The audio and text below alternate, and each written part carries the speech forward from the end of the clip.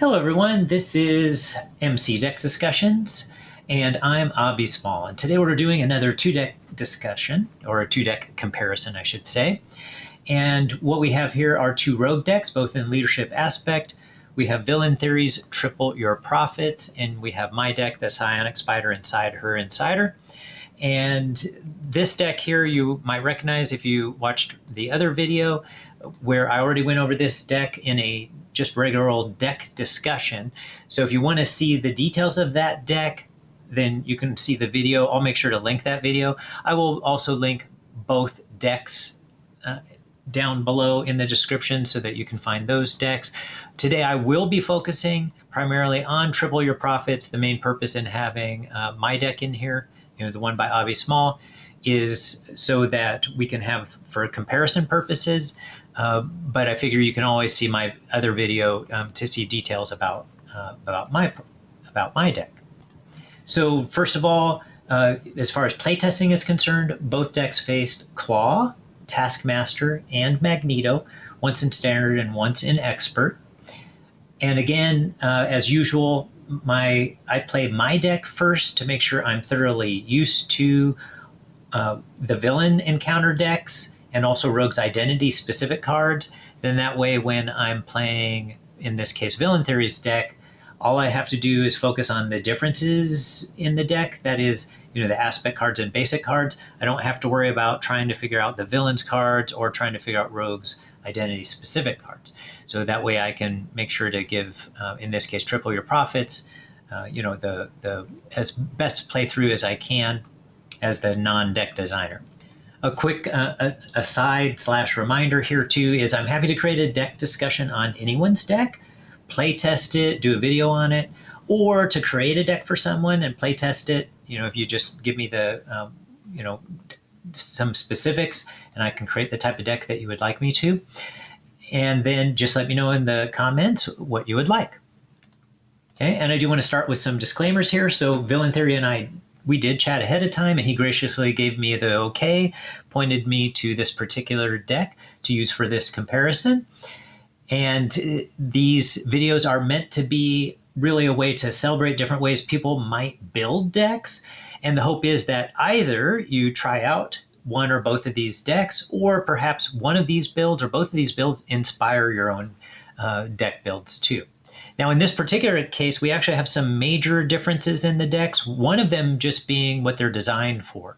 So Triple Your Profits, this is, as you can see, it's from a couple of years ago, but VillainTheory designed this one to kind of show that Rogue can be very strong even in solo, just because she has some very special things about her cards and her abilities. And this deck demonstrates that it really can be strong as a solo deck, not just for multiplayer, though of course, can be very strong in multiplayer as well. Whereas my deck, this one is actually designed with a house rule so that people could have a similar experience to what one might have when playing either two-handed or, playing with another hero. So they have two different purposes to them, and so the decks also have very different builds. And just a quick reminder, just so people don't have to refer to the other video, for my deck, the house rule, this is the only deck I play with a house rule, and that house rule is that I keep another hero over to the side that Rogue can use her touched card here.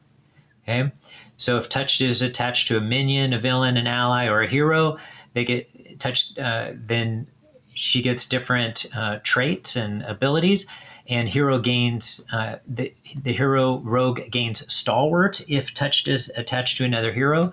So that's that extra piece of information that this house rule allows. So you have some other hero on the side.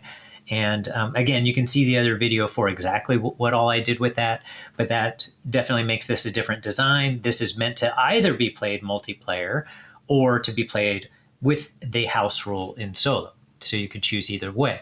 Whereas this deck is meant to be showing the strengths in a solo play. that is showing Rogue's strengths. So with that in mind, let's go ahead and kind of zoom in to triple your profits. And let's go full screen. Now this deck is actually memorable to me. I remember seeing this from a couple of years ago because this was my first exposure to a deck that took advantage of strength and numbers. So that is going to be the biggest thing that we're going to see right away as a difference. So strength and numbers, there are 3 copies of this. It's a 0-cost card. And the action here is exhaust any number of allies you control, which allows you to draw 1 card for each ally exhausted in this way. And this deck has 1 copy of Make the Call, in contrast with my deck that has 3 copies of Make the Call, because Make the Call is more focused use in my deck. Outside of that, there are very little, I mean, I'm bringing up differences right away because there isn't much that's similar other than some basic things like we both have these double resource cards, Energy, Genius, and Strength. We both utilize Clarity of Purpose, right, which allows us to attach to a friendly character, typically the hero in our cases, and it becomes a hero resource. So you exhaust this card and deal 1 damage to the attached character, and it generates a wild resource. So it's just a resource generator, and it happens to deal damage to your hero as well. But that is an important aspect of this deck, and that is it's relying on the fact that Rogue has 11 hit points combined with some other features in her play that allows her to act kind of like a tank type character because she has some healing in her with the energy transfer. So you attach this to a character other than Rogue, you deal 2 damage to that character, then you can heal 2 damage from Rogue and ready her. And in addition, when Rogue has this defensive card, Bulletproof Bell, that's a 1-cost event. Hero Interrupt on defense, when an enemy with touch attached to it attacks, prevent all damage from that attack, and then gain a tough status card. So Rogue is, in this situation, meant to be defending for herself for the most part. So there are a lot of allies in this deck, primarily so that you can get those allies and to use them as, it's almost like they are special support cards. So where the support cards enable the use of other cards. So I already mentioned one of those cards, Strength and Numbers. So you almost think of think of having allies out there, 3, 4, or 5 allies in this case, that can take advantage, or I should say that can give Strength and Numbers a lot of power in drawing a lot of cards. In addition, Band Together, which is a resource card, this card generates a wild resource for each ally control to a maximum of 3. So you do expect, as the game progresses, to use this as a triple resource card the vast majority of the time, maybe here and there a double resource card. So I mentioned that you could possibly have up to 5 characters out at one time in this deck. So one of those reasons is because it has the Triskelion. So this is a 1-cost support, and it has the location and shield for its traits. You can increase your ally limit by 1. So just with that card alone, you can now have 4 allies out. And then we have 1 special ally here, Stinger. So is an Avenger. Now you can only play this if your identity has the Avenger trait. So we'll talk about that in a little bit. But Stinger does not count against your ally limit. So if you have Stinger out, you can have either a 4th card if you don't yet have the Triskelion, or you can have now up to 5 allies. I said card, I meant ally. So you can have up to 5 allies in there. And for the most part, I would say most of the games, I had just 3 allies out a lot of the time. Sometimes I had 4. One time I had 5 in my final play against Magneto. But all of those are great numbers. And you aren't really, for the most part, meant to be using their attack or thwart, though here and there you will. And certainly on a final push for an attack at the end, you'll end up using them for that. And then sometimes you're just drawing so many cards that you end up with replacement allies that can then come into the game, replace other ones that you already have out there, and then you utilize them to attack or thwart with. So these allies, most of these allies are chosen then because they are cheap allies, so to make them easy to get out. So you're out onto the board, so because you're meant to put them into play and get them to use them as a resource generator. So we have Angel here. That's normally a 3. Oh, I should probably mention, I already mentioned this. I should probably come back to it now. So I mentioned that Stinger can only be played if you have the Avenger trait. However, you can use Make the Call to be able to play Stinger.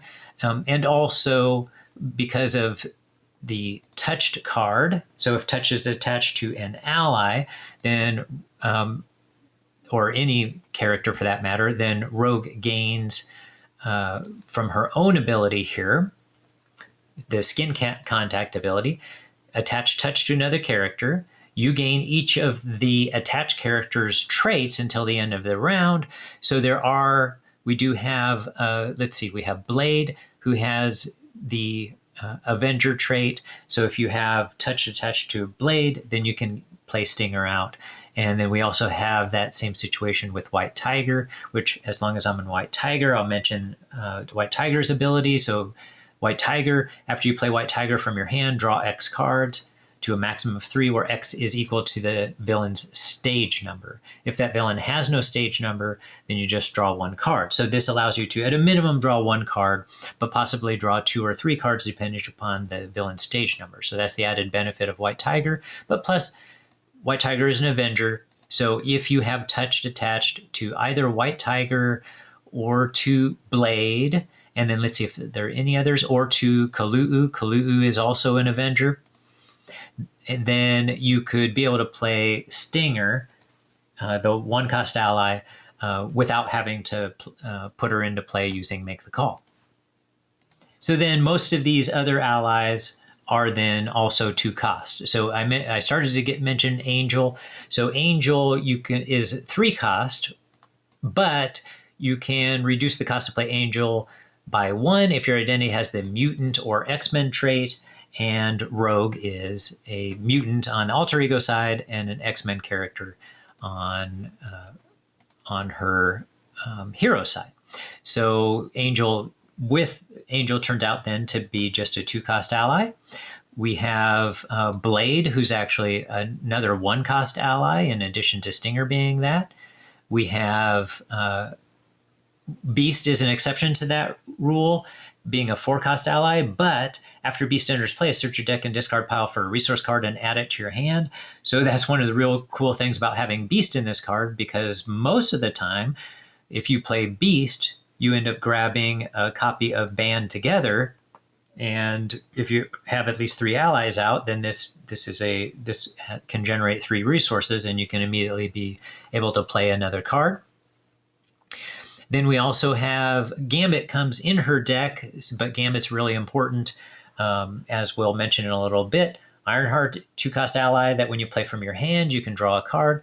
Kalu'u, a 2-cost ally that after Kalu'u enters play, you can search the top 5 cards of your deck for an event, and the events are extremely important to this deck. Machine Man's a 2-cost ally. Machine Man in desperate situations, or just any kind of situation where you need an attack or thwart. Sometimes you end up with extra resources in your hand, so Machine Man can be very good to have out in that situation, because you can spend up to 3 resources of any type, and Machine Man gains +1 thwart or +1 attack for each resource spent this way. So if you were to spend 3 resources, now you have a 4 thwart or a 4 attack. So Machine Man can be very effective in this deck if out in play. For the most part, though, and Marie Hill, again, 2-cost ally, very famous for her ability to, when she enters play, each player draws a card. So we have lots of cheap allies, but they're primary, and they have different effects, so different benefits, but their primary purpose is to get out there to be used as a resource for Band Together, to be able to, to hopefully have at least 3 of them there to be a resource generator, a triple resource generator, and then also to enable strength in numbers, to be able to draw many cards. Because if you exhaust those allies, you're not using them to do anything else. And because Band Together can give you as many as 3 resources, Avengers Mansion is in here, and Avengers Mansion is not to be meant to be a card that you really forced to get out into play. If it's really convenient, then you put it out in play, you get that triple resource of band together, then you can get Avengers Mansion out really easily, and then after that it'll draw one card for you each round. So that's highly effective when it gets out, but I think I got it out only in 1 or 2 of the 6 plays. So, I didn't find it necessary, but it was highly beneficial when I did get it out. In addition, we have in the upgrades here, I already mentioned Clarity of Purpose as a resource generator. Deft Focus is kind of a faux resource generator. So exhaust Deft Focus, reduce the resource cost of the next superpower card you play this turn. Again, not a necessary card to have out there, but if you can get it out conveniently, then you do so. But as far as superpower cards are concerned, Rogue has plenty of them in her events. So that would include Bulletproof Bell, the defense card. That includes the Energy Transfer card. That's a 2-cost card. That includes Going Rogue, her Thwart card. And that also includes Southern Cross, the 3 copies of that, her attack card. So it can make it easier to get those played. And then X-Gene can play pretty much the same cards. Exhaust X-Gene, generate a wild resource for an identity-specific event. I guess that would be exactly the same cards. And then Superpower Adaptation doesn't cost anything, so those cards don't have any impact on that. But like I said, it's not one of those things where you force yourself to get those cards out there. If it's convenient to get them out there, then you get them out, and they certainly help. But because of the card draw and because of Band Together, once you have allies set out there, you don't have to have those cards, but it does make the deck, function a little bit more smoothly and consistently by having them out there, but definitely not necessary. And that's included in Villain Theory's write-up. If you read the write-up, he has a nice detailed write-up, including, by the way, a quick start guide here. I highly recommend that if you're going to play his deck. Just go ahead and read through there, and it really gives you very nice instructions for how to play this deck. Yeah. So let's get into the important parts of this deck as far as how it's supposed to function. So here are the powerful cards in the deck. So one of them is Beauty and the Thief. And this is a card that if I were to make my deck over again, I would actually include this because this card was really awesome. I would play it once or twice a game. Sometimes I think I may have played it 3 times one game. And it's a team up card. You have to have Gambit and Rogue both in play at the same time. Of course, Rogue is always in play, but if you have your ally Gambit is an extremely high priority to get in for this deck to get out into play, and we'll see why in a little bit. But it has to do with the way Touched is used and Superpower Adaptation. But let's get back to this particular card, 2-cost event. You can have max 1 per deck, and there is 1 in here.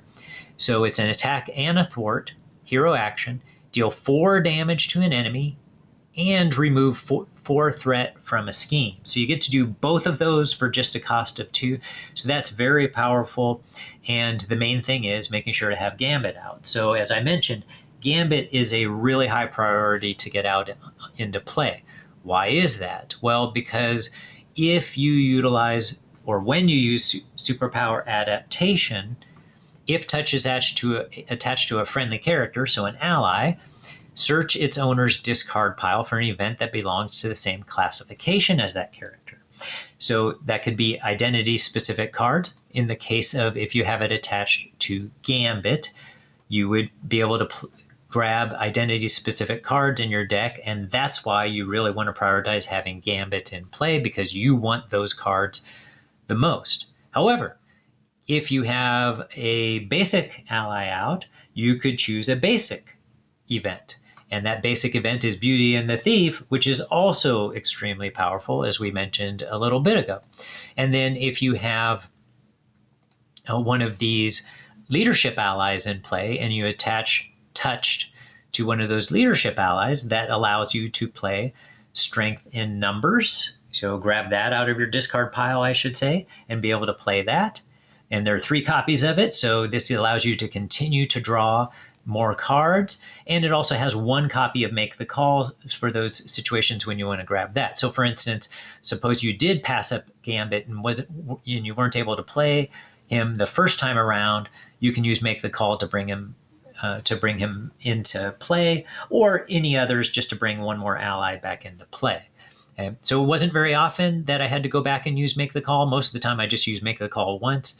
And strength and numbers was my main target. But if there was for some reason that I had to maybe utilize Gambit and he ended up in the discard pile, then, Make the Call was important to bring him back. So because you're getting all this card draw from strength and numbers, that allows you to then pick and choose the cards, if you attach touched, then to, where do you go again? To Gambit. You get to choose the cards that you want to from Rogue's deck that are most effective to accomplish your goals. So sometimes you need to utilize energy transfer in order to heal Rogue up some, because you want to use Rogue up as a tank. But at the same time, this readies Rogue and allows Rogue to either attack or thwart. So that is also accomplishing a goal in and of itself, in addition to healing Rogue for 2. It could be that you're wanting to remove 3 threat from a scheme, and then a lot of times you would want to use this for the retaliate. So you would attach it to gain retaliate. You have to attach touch to a villain. So if you attach touch to a villain, you would then be able to confuse that villain. So that is used very often in this deck to keep the villain under control. And then I would say the biggest use for this, the most effective impact, is grabbing Southern Cross. And so you can deal 6 damage to an enemy, and then if Rogue has retaliate, you stun that enemy. And again, if you have touched attached to an enemy, to the villain, you gain retaliate, so you can then stun them. But sometimes you end up getting this additional 2 damage as well. Aerial, you get the aerial trait if touched is attached to, right? If it touches attached to an ally. And because you're drawing so many cards, sometimes you would get to play a combination where you get energy transfer. So let me say how this would work. So first you attach touch to Gambit. Okay? So you attach touch to Gambit. That allows you to get some card from using superpower adaptation. You can choose one of these cards to get out of your discard pile. But at the same time, you have just gained, by being attached to an ally, you've gained the aerial trait. Okay? Well, if you have multiple types of her cards, including now energy transfer lets you attach touch to a character other than Rogue and deal 2 damage to that character. So now you can switch characters that you have it attached to. So now you choose to attach it to the villain. And so now once it's attached to the villain, you also gain the retaliate trait. So you can have multiples of these traits, or I'm calling them traits, but the retaliate ability, actually I'm not sure what to call that. But in any case, you gain retaliate 1. So now you have retaliate 1, and you also have aerial. So when you play a card like Southern Cross, because you have retaliate, you stun the enemy. Because you have aerial, you do 2 additional damage. So then this ends up becoming a 3-cost attack that does 8 damage, because it has 6 damage plus 2 damage, and also stuns the enemy. And then you have similar types of things occurring with, say, going Rogue, where you could remove 2 additional threat from a scheme and also confuse the enemy. So those kind of combinations, those don't happen all the time, but they happen frequently enough because you're getting so much card draw from strength and numbers. So that being the case, what were the results from the playtesting? So you can probably guess that they were very good, although I had a surprise loss. That surprise loss, so I mentioned that I played against 3 different villains.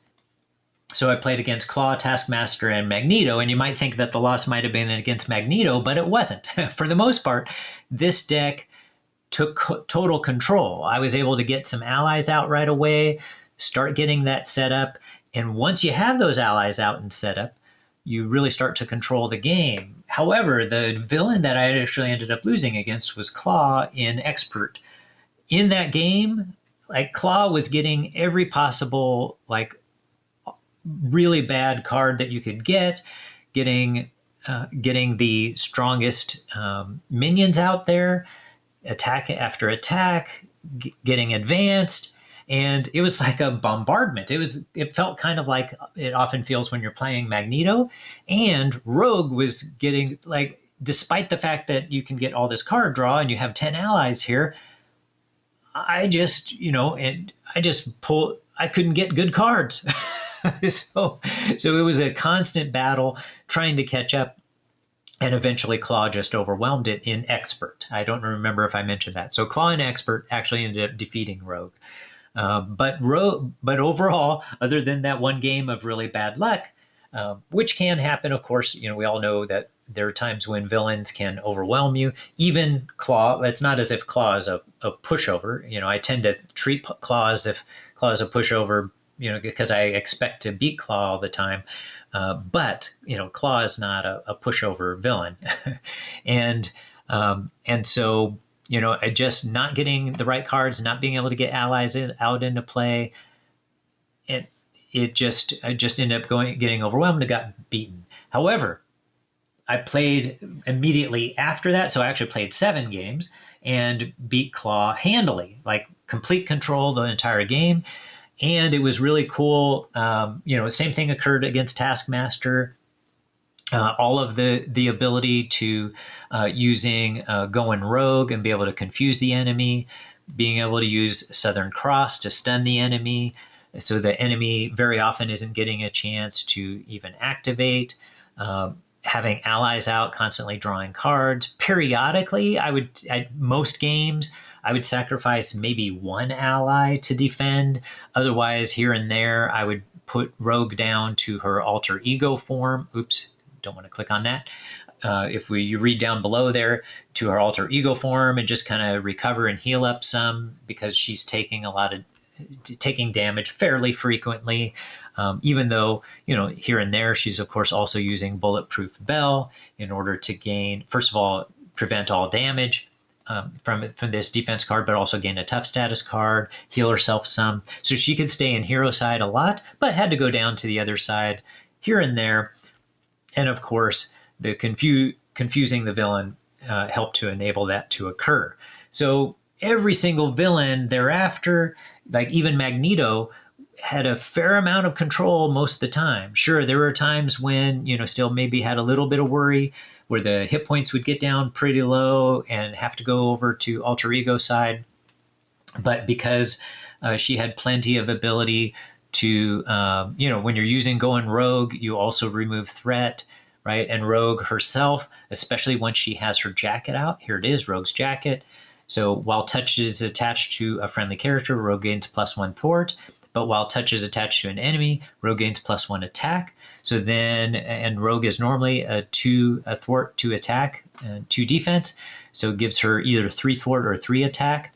And because you're readying her pretty frequently with energy transfer, then you get to do that a couple of times. So the board was under control most of the time. Here and there, did have to use allies for that, but was always drawing a lot of cards, so quickly replaced those allies with a new one. In fact, what was more likely to happen is actually I might use 3, sometimes 4 allies to draw a bunch of cards, get another ally, be able to play that ally and use that ally's thwart or attack, and just replace an older ally, the previous ally that I had used. So that didn't happen very often either, because most of the time I was playing the event cards, but that certainly happened here and there and was necessary in order to keep the board under control. And it was really cool to keep a villain like Magneto under control for the most part, all the time, with only a little bit of worry here and there, but otherwise, kept him under control. And that was very similar. Had some similar results with my own deck. So again, watch the other video to see what results I had there. I was undefeated with that deck, but this deck very well could have been undefeated too if it weren't for some pretty incredible bad luck. But I think this is a fun deck. I can still recommend it. This was an eye-opening deck for me when I played this deck, or at least one I created that was very similar to it a couple of years ago, using strength and numbers. Very cool to play a deck where you're not using allies to defend with. You're hardly ever using them for that. And it's just really fun to be able to play a deck in a very different way than at least I'm used to playing solo, because I'm used to using allies pretty frequently to defend with, and in this deck that was rarely occurring. So if you're looking for a fun deck, even here from a couple of years ago, and you haven't tried a deck like this before, I highly recommend it, or maybe it'll inspire a build for yourself. And I can also highly recommend my deck for a completely different experience too. And you're welcome to change out some of these allies. Certainly, I would say that this deck functions great just the way it is. But if you ever wanted to change out some of the allies for some of the modern allies that are cheap allies too, I can think of, there's that one ally that only costs 2, the X-Men ally Triage, right? So let me just show that ally real quickly. So if you wanted to substitute Triage in for one of these, perhaps Angel, then that would certainly be a move that might be good, because healing for 2 of an X-Men character, whether that be Rogue or Gambit, could have been valuable in this deck. So that would be one that I might recommend. So let me just show Triage real quickly, and that'll finish up this video. All right, so here's Triage. So a 2-cost ally, X-Men. After Triage enters play, heal 2 damage from an X-Men character. So that's really perfect for this deck. So I would say, like, I don't have much of any kind of suggestion, even though it's a 2-year deck. I think this is a worthwhile deck to play. And even if you happen not to have all the cards, if you have just more modern cards, you could find the cards to substitute into here quite easily and still be able to play a really effective deck. All right, so that's it. If you enjoy this kind of this kind of content, please like and subscribe to help the channel grow, and I'll see you next time.